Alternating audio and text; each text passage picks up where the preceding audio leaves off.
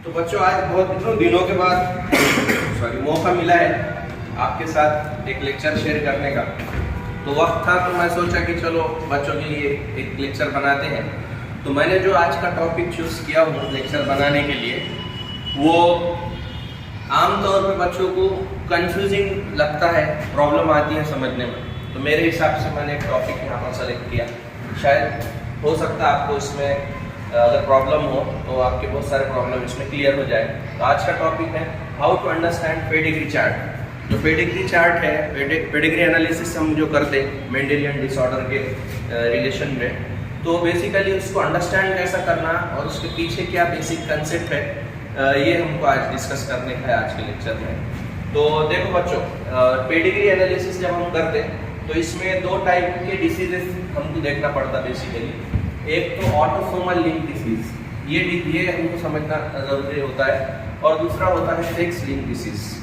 ठीक है, अब ऑटोसोम क्या है और सेक्स क्रोमोसोम क्या है, ये थोड़ा सा कंसेप्ट हमको क्लियर होना जरूरी है। तो बेसिक मैं यहाँ पे डिस्कस कर रहा हूँ। इसके बारे में आपने शायद लोअर क्लासेस में भी पढ़ा होगा, और ये बेसिक मालूम होना जरूरी है, तभी ये बातें आसानी से आपको समझ में आएंगी।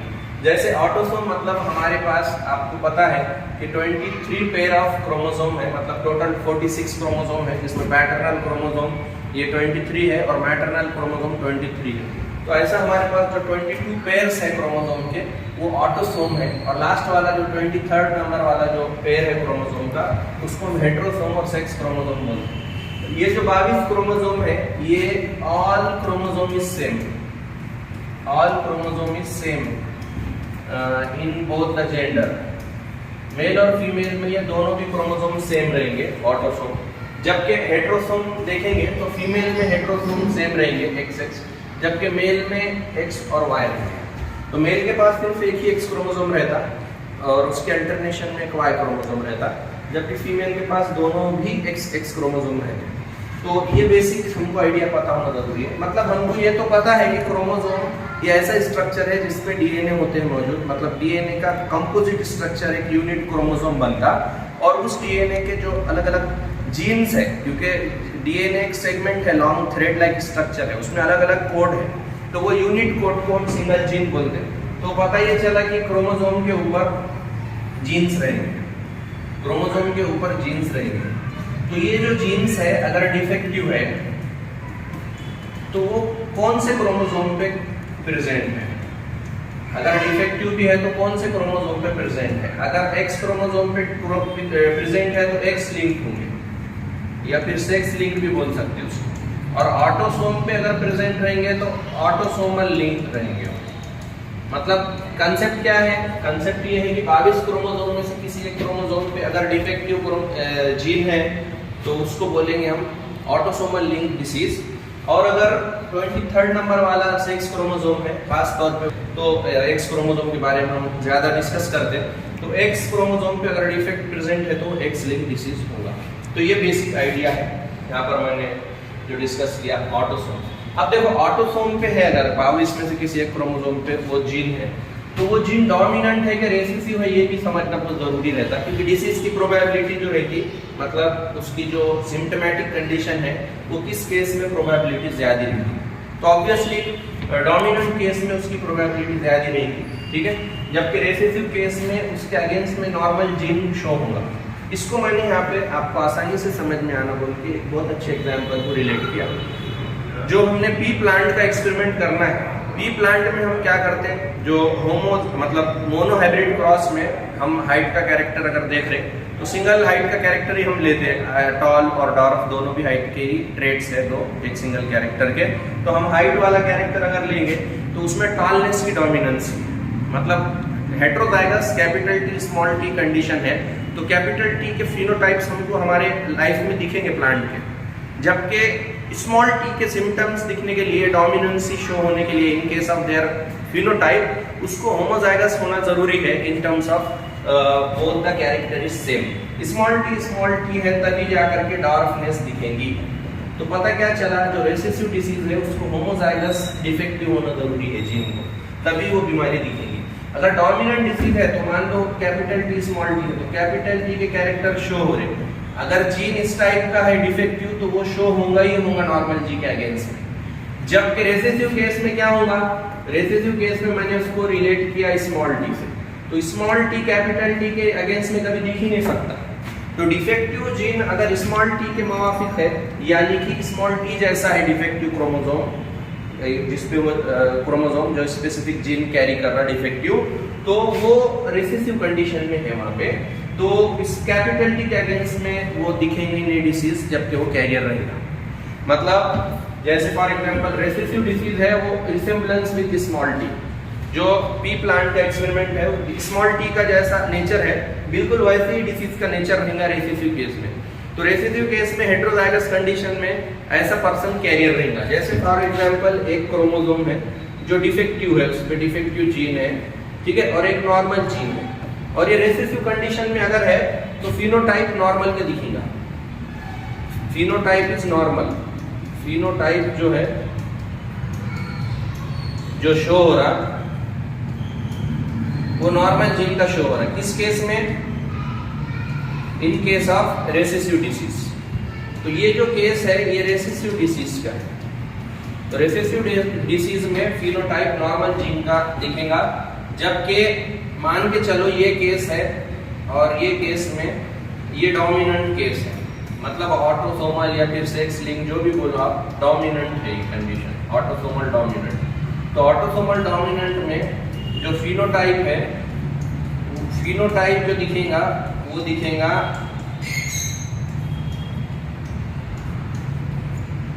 एबनॉर्मल जीन का।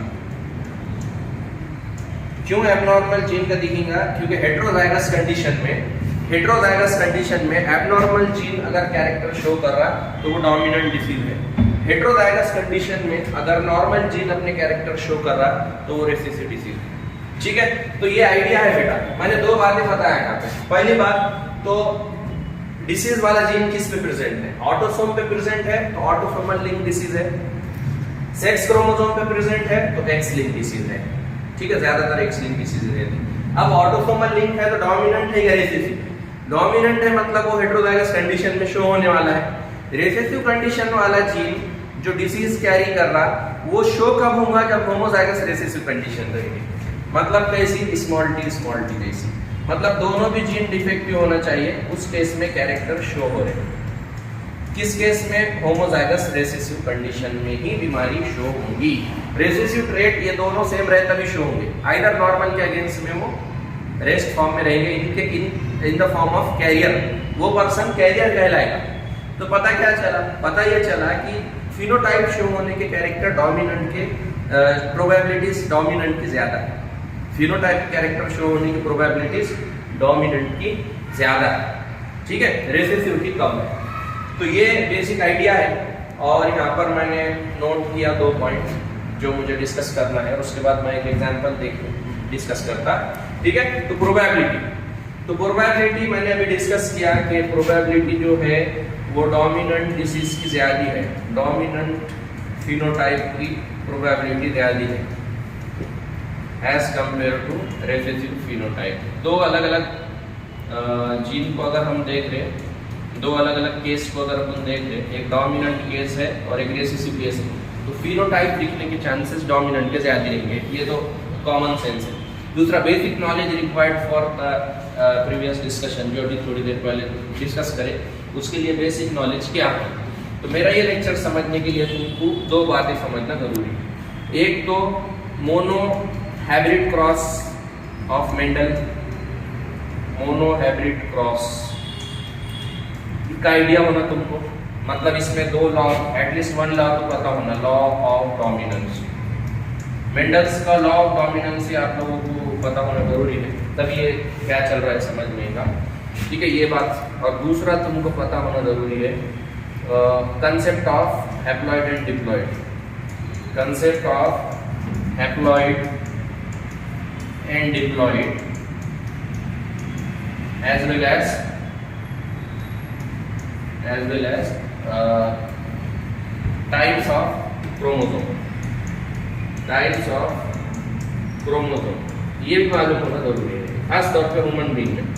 तो ह्यूमन बीइंग में 22 ऑटोसोम के पेयर रहते हैं और एक सेक्स क्रोमोसोम का पेयर रहता है, जिसको अपन हेटेरोसोम बोलते हैं। तो लास्ट एग्जांपल डिस्कस करके अपन कंक्लूड कर लेंगे। जैसे ये 2 केस है बेटा, ये 2 केस है एनसीईआरटी टेक्स्ट बुक से लिए। अब इसमें देखो खास बात क्या है कि डिसीज जो हो रही वो हर जनरेशन में हमको कंपल्सरी दिख रही। ये जनरेशन पेरेंट जनरेशन है, ये उनकी फर्स्ट फीलियल जनरेशन है और ये सेकंड फीलियल जनरेशन। हर जनरेशन में तुमको डिसीज दिखेगी। पहली बात, अगर हर जनरेशन में हमको डिसीज दिख रही तो वो डोमिनेंट डिसीज है। अब यहाँ पे देखो ये पेरेंट में डिसीज नहीं है लेकिन ऑफस्प्रिंग्स में है, तो ये दोनों पेरेंट्स कैरियर हो सकते हैं।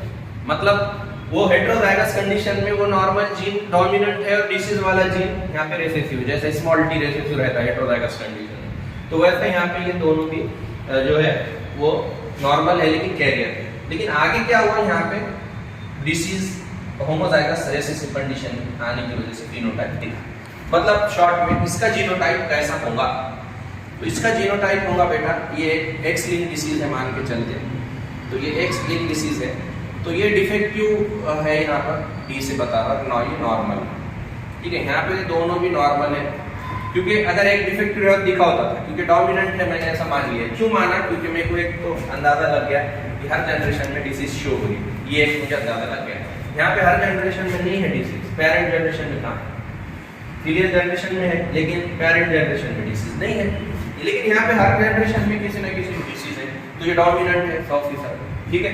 उसके बाद क्या होगा, इसके गैमेट्स बनाते हैं एक्स एन, ये नॉर्मल के अगर गैमेट्स बनाते हैं तो एक ही टाइप के गैमेट्स यहाँ पे नॉर्मल बन रहे हैं, जबकि ये यहाँ पर क्या हो रहा, फीमेल के 2 अलग अलग एक्स डिसीज वाला और एक्स नॉर्मल वाला बना, ये दोनों मिलते हैं तो बंदा नॉर्मल रहेगा।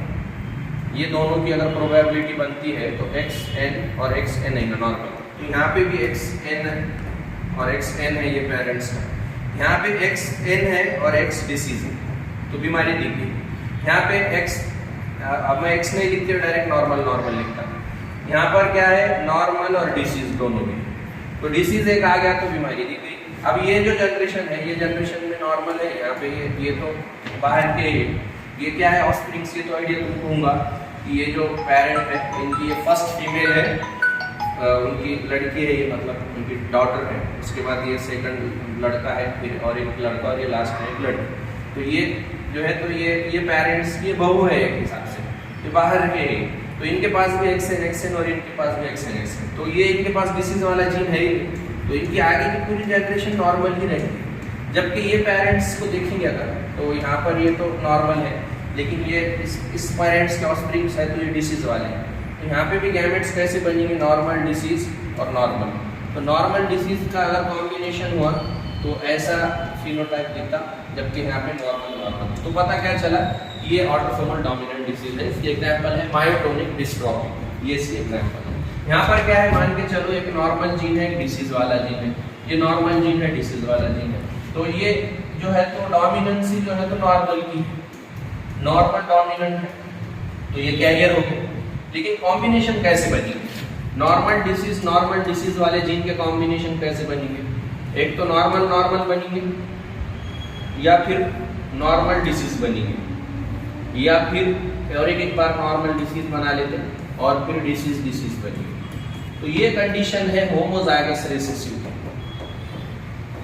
तो ये होमोजाइगस रिसेसिव में क्या होगा कि डिसीज दिखेंगी, और ये केस जो है यहाँ पर भी आ गया, ये केस यहाँ पर भी आ गया, ये वाला केस। तो दोनों भी डिफेक्टिव जीन यहाँ पे मिल गए, तो इस जनरेशन में बीमारी दिखी। ये सिकल सेल एनीमिया में आमतौर पर ऑटोसोमल रेसेसिव डिसीज के तौर पे हम उसको देखते हैं। यहाँ पे ये कैरियर है दोनों, ये नॉर्मल है। अब ये क्या होंगे, एक तो ये नॉर्मल होंगे या फिर कैरियर होंगे, ये वाले।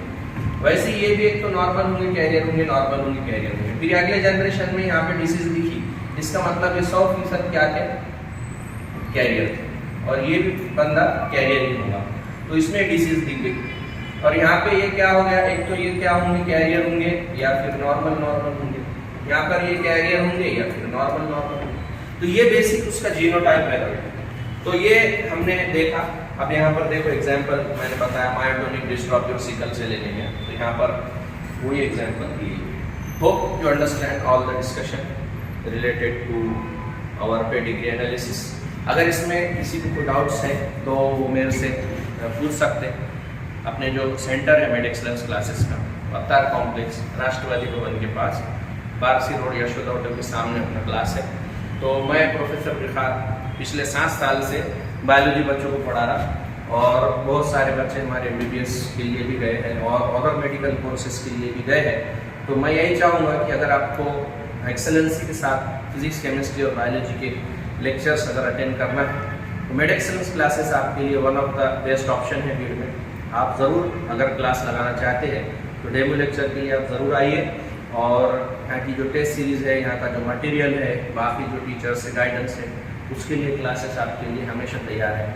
अगर कुछ डाउट हो कमेंट्स के शक्ल में या फिर मेरे को आकर भी पूछ सकते हैं। मैं बच्चों के लिए हर टाइम फ्री रहता, लेक्चर के अलावा जो मेरा टाइम है वो उस पर मैं क्लास में रहता मैं, तो आप आकर डाउट्स वगैरह क्लियर कर सकते हैं। Best of luck. मैं यही उम्मीद करता हूँ कि इस साल के हर बच्चे बायोलॉजी में और बाकी सब्जेक्ट में भी अच्छे से अच्छा स्कोर करें।